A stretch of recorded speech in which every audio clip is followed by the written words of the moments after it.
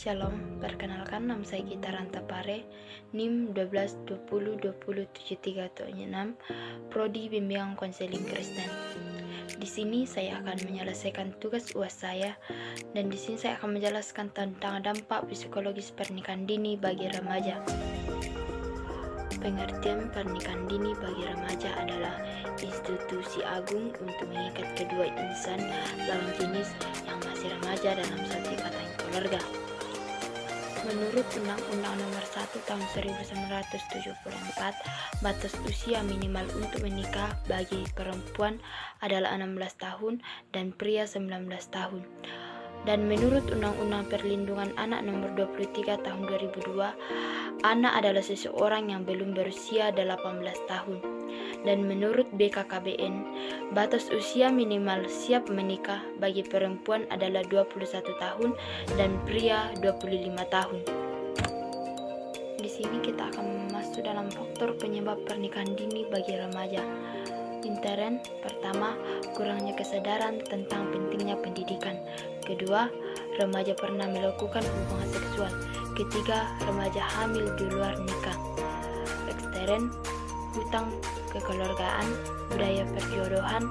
Ketiga, pelaksanaan keluarga besar. Di sini kita akan masuk dalam faktor penyebab pernikahan dini pada remaja. Intern, pertama, kurangnya kesadaran tentang pendidikan. Di kalangan sekarang sudah banyak anak remaja yang tidak mementingkan pendidikan karena dia merasa mungkin pendidikan itu tidak penting, karena percuma kita berpendidikan tinggi jika kita tidak mempunyai pekerjaan. Yang kedua yaitu remaja pernah melakukan hubungan seksual. Di kalangan sekarang banyak remaja yang telah melakukan hubungan seksual di luar nikah. Di faktor intern yang ketiga yaitu remaja hamil di luar nikah. Kebanyakan remaja sekarang hamil di luar nikah karena tidak mementingkan pendidikan. Mungkin berhubungan seksual itu mereka anggap itu biasa saja, tetapi tidak menanggung akibatnya bagaimana jika kita sudah selesai melakukan hubungan seksual. Contohnya, saya pernah ke Bulukumba. Saya lihat ada satu anak yang baru kelas 6 SD, dia sudah menikah. Kita lihat dari faktor yang pertama tadi di intern, kurangnya kesadaran tentang pendidikan. Mungkin jangan saya petik di situ, dia kurangnya kesadaran tentang pendidikan dan kekeluargaan. Keluarganya dukung untuk menikah walaupun dia belum mencapai umurnya, dia baru kelas 6 SD, dan dia anggap mungkin pernikahan itu gampang-gampang saja.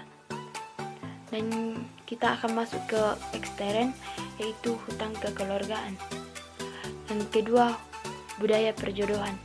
Banyak juga sekarang yang remaja sekarang tentang perjodohan, tetapi lama kelamaan akan tidak tahan karena adanya perjodohan, paksaan keluarga besar.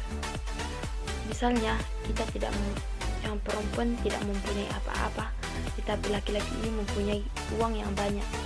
Terus orang tua perempuan ini mengatakan, kau menikah saja sama dia supaya kita kaya. Di situ adalah paksaan kekeluargaan atau budaya perjodohan. Kita masuk ke dalam dampak negatif. Sistem produksi. Organ produksi belum siap untuk melakukan hubungan seksual, khususnya pada perempuan. Payudara, ovarium, rahim, dan vagina, sehingga dapat menyebabkan kesakitan dan berdampak pada kesehatan dan menimbulkan perasaan trauma. Saat melahirkan, rentan keguguran atau si ibu meninggal karena belum mampu menanggung sakit untuk melahirkan. Di sistem produksi ini, contohnya kalau saya ambil di kampung saya, ada satu anak yang umurnya baru 17 tahun, terus dia sudah hamil di luar nikah. Pas dia melahirkan, anaknya tidak normal karena belum siap untuk melahirkan dan belum mampu untuk menanggung sakit yang saat dia melahirkan. Makanya anaknya dia tidak normal dan anaknya itu meninggal dunia. Terus kita masuk ke tingkat KDRT. Ketidakstabilan emosi remaja dapat menyebabkan ketidakmampuan mengatasi konflik dalam rumah tangga sehingga mudah melakukan KDRT. Banyak anak-anak sekarang yang belum siap untuk menikah tetapi sudah menikah sehingga rumah tangganya hancur, sehingga ada konflik di dalam keluarganya. Terus kita lanjut ke dalam pendidikan. Peningkatan hak anak untuk menyelesaikan pendidikan wajib 12 tahun.